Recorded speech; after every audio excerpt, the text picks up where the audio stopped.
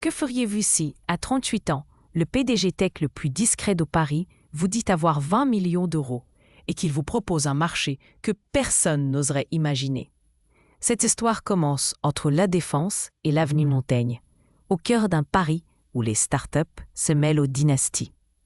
Je m'appelle Narrateur et aujourd'hui, je vais vous raconter comment Victor Leclerc, 38 ans, fondateur d'une licorne d'intelligence artificielle valant précisément 20 millions d'euros, croyait connaître chaque secret de sa vie. Jusqu'au jour où il a découvert que la femme qu'il aimait était l'héritière de son plus grand rival. Avant de continuer, dites-moi en commentaire, sacrifieriez-vous une fortune pour sauver un amour? Votre réponse pourrait surprendre la fin de cette histoire.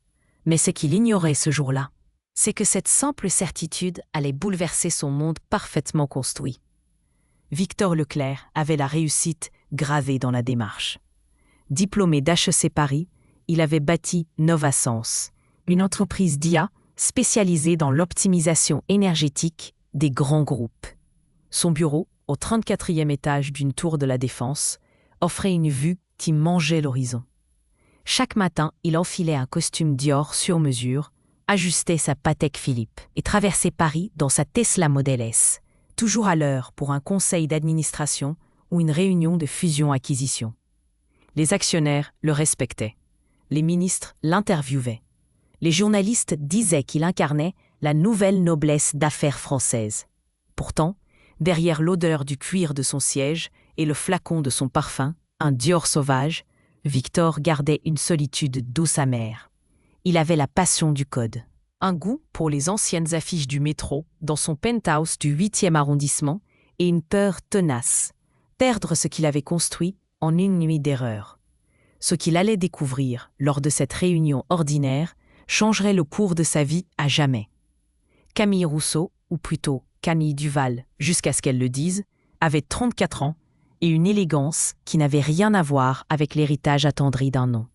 Diplômée DSCP Europe, elle dirigeait sa propre agence de design d'expérience utilisateur, réputée dans le Marais pour transformer des interfaces en bijoux. Indépendante, intelligente, elle refusait les compromis. Elle portait ses créations comme un manifeste, parlait avec la précision d'une juriste et conduisait une Citroën DS restaurée que ses amis trouvaient incongrue. On disait de Camille qu'elle était aussi discrète que déterminée. Elle avait survécu à une enfance entre deux maisons familiales du Sud et avait appris à défendre ses choix. Son objectif n'était jamais un mariage, ni la pacification de feudales querelles d'actionnaires. Elle voulait bâtir, créer, laisser une trace. Elle était son propre foyer. Pourtant, il existait un interdit. Un clan nommé Rousseau Tech, une entreprise familiale fondée par un grand-père visionnaire. Que feriez-vous si, à 38 ans, le PDG tech le plus discret de Paris vous dit avoir 20 millions d'euros et qu'il vous propose un marché que personne n'oserait imaginer? Cette histoire commence entre La Défense et l'avenue Montaigne, au cœur d'un Paris où les startups se mêlent aux dynasties.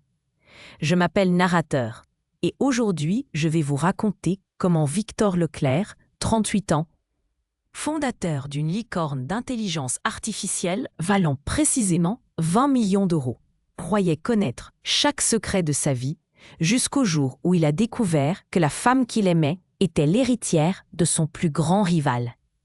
Avant de continuer, dites-moi en commentaire, sacrifieriez-vous une fortune pour sauver un amour? Votre réponse pourrait surprendre la fin de cette histoire. Mais ce qu'il ignorait ce jour-là, c'est que cette simple certitude allait bouleverser son monde parfaitement construit. Victor Leclerc avait la réussite gravée dans la démarche.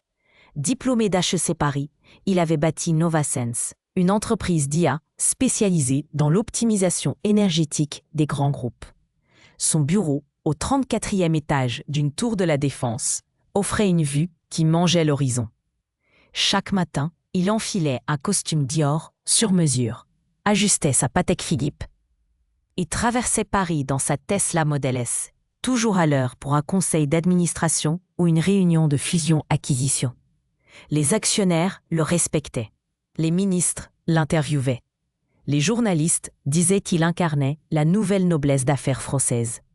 Pourtant, Derrière l'odeur du cuir de son siège et le flacon de son parfum, un Dior sauvage, Victor gardait une solitude douce amère.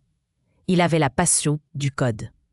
Un goût pour les anciennes affiches du métro dans son penthouse du 8e arrondissement et une peur tenace. Perdre ce qu'il avait construit en une nuit d'erreur. Ce qu'il allait découvrir lors de cette réunion ordinaire changerait le cours de sa vie à jamais.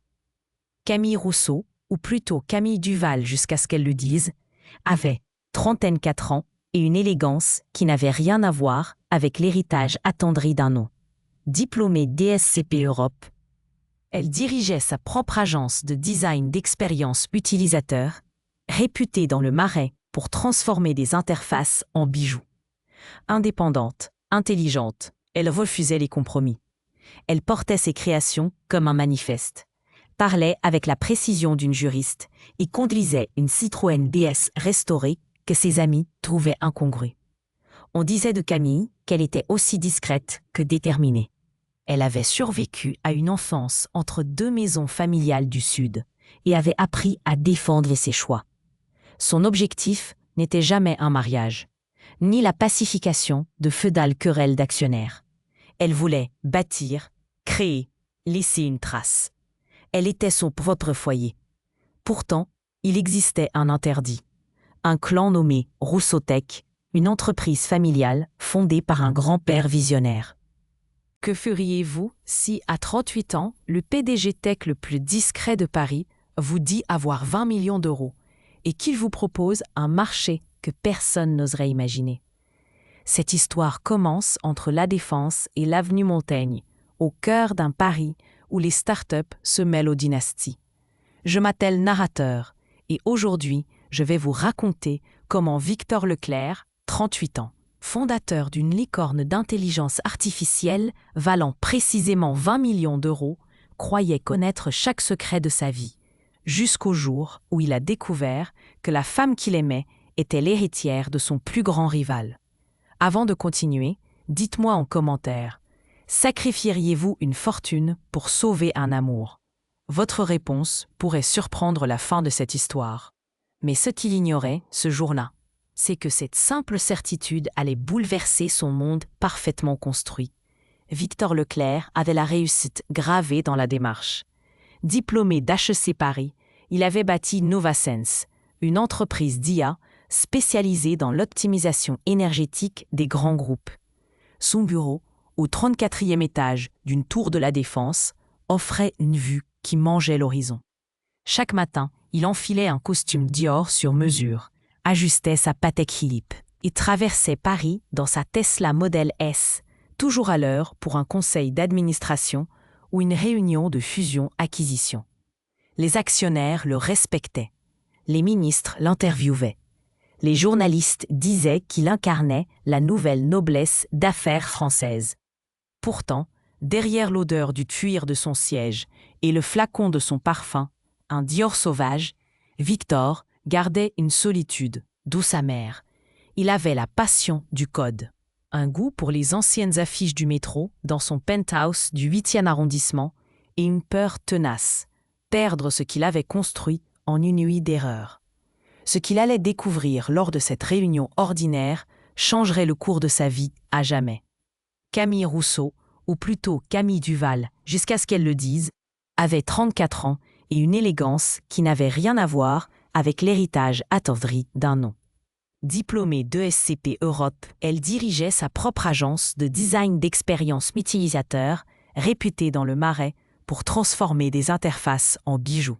Indépendante, intelligente, elle refusait les compromis. Elle portait ses créations comme un manifeste, parlait avec la précision d'une juriste et conduisait une Citroën DS restaurée que ses amis trouvaient incongrue. On disait de Camille qu'elle était aussi discrète que déterminée. Elle avait survécu à une enfance entre deux maisons familiales du Sud et avait appris à défendre ses choix. Son objectif